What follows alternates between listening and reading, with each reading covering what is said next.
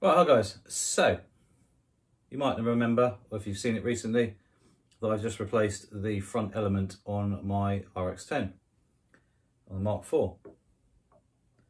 This one has got misting going on in the middle, which is apparently called gassing, where adhesives and rubbers and plastics and stuff start to breathe vapour, especially via sunlight. Obviously, this spends a lot of time out in bright light, so things like that can happen. So basically, I managed to source a second-hand one.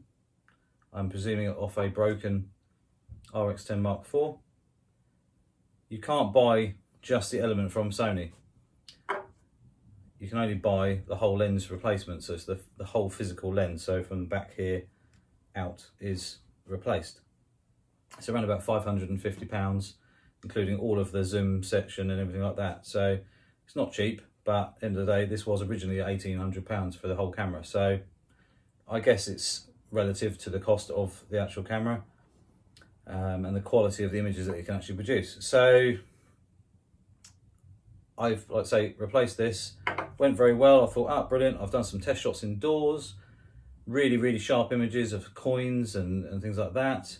This morning I took it outside and it all went downhill after that, which is a shame. Because something's definitely not right. I don't know if something's not quite level or correct. Everything's in there as it should be. It's all located back how it should be. I've reinitialized the camera twice because maybe I thought maybe it just needed taking back to factory settings, and that may fix it, but it doesn't seem right. So what I've got here, a friend of mine, Vinny, has actually loaned me his Rx10 Mark IV.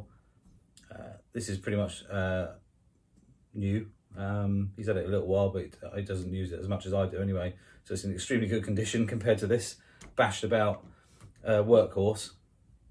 Yeah, so I've just taken some shots out of the window down sort of the road, looking at roof, chimneys and things in the distance. So it was the distance shots that were causing the trouble. So close up, even at 600mm, everything's super sharp. But anything sort of, I don't know, maybe 100 feet or further away seems to just suddenly lose its sharpness and just general information of, you know, sharpness and clarity or whatever, and it's just not right. So I thought if I could borrow this and take some snaps, same settings, same subject, and see what the difference is, and straight away I can see there's definitely something wrong. So this is going to have to go to Sony. I think it's going to have the whole new front lens, like the whole lens set up. In the real world, it's probably not a bad thing because this has been bashed about, dropped, and everything like that. So this is in quite poor condition anyway. It's all full of sand still, you know. So in some respects, it's probably worth doing anyway for me anyway. So yeah, just I don't know. Maybe the one that's in there now is not right. You know, I don't know. Unless they can calibrate it, I don't know. I'm going to speak to them about it. It may just be the autofocus needs recalibrating or something. I'm not sure. Not sure at all. Yeah, not really sure. But this one is obviously is dead. I mean, it's got a chip in it anyway. So, but yeah, you can see straight away, and I'll put some pictures up side by side so you can see the difference in sharpness and how clear the images are. It's almost a little bit not ghosted, or a little bit hazy in certain areas of this. It's the bokeh and everything's a bit odd as well, and I sort of saw that today and I thought, was it like that before? Oh, I don't know, because I haven't really used this for a few weeks.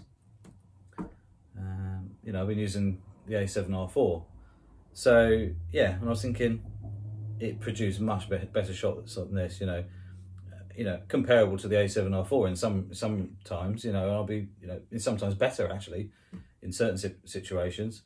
So yeah, I think I'm gonna have to bite the bullet and actually send it off for a new lens setup, whole new one. It needs a new lens hood anyway, so hopefully that comes included. Well, it wants to for that price, doesn't it? So hopefully you'll get the whole lot, a new lens cap as well, and all that sort of stuff. So yeah, I've emailed Sony this afternoon already just to ask what the waiting time is. You know, is it going to be 4 days, 5 days, a week, 2 weeks, 4 weeks, 10 weeks? I'm not going to use this anyway because, you know, there's no point because the images aren't particularly good. but they may be able to recalibrate it. I'm not sure. They can have a look at it, but worst comes to worst, you just have to have a new lens. It's not the end of the world. There's still nothing out there to replace this. So, but I mean, I can guarantee you, this will happen. I'll spend £550 on a new lens for this, and Sony release the Mark V. It'd probably happen. So yeah, but it's quite interesting to see. Not that you can really see from there, but how clean another person's camera is compared to mine. It's been bashed about, covered in mud, sand, seawater, pretty much everything you can possibly imagine, compared to the, most people, generally don't abuse their kit as much as I would do. But, it's still an amazing piece of kit, considering this technology is probably in real world 5 years old, as it's coming up to its 4th birthday in a couple of weeks. This one, it's still an amazing piece of equipment. And yeah, like we've always said before, it's not perfect, but then what is? Even the Sony A1 isn't perfect, and that's £6.5 grand. So, does a good, amazing job on most things, and it's one of those cameras where you can take it out instead of all of your gear. Don't have to worry about changing lenses. Certain situations, this thing absolutely rocks. And the amount of times I've actually captured wildlife shots and stuff like that, I was no chance I would have got it with the A7R4, because I would have had the wrong lens on. Big lens would have been in the bag. That's if I'd even bought it with me. This thing, you just turn it on, zoom to 600, boom, got it, and it's in a couple of seconds. So that's where its advantages are mainly, is speed. So yeah, it's one of those things. But hey ho, just thought I'd give you a bit of a update on everything, what's going on. And the fact is that either that lens that I've now got is just a dud and it's just rubbish, or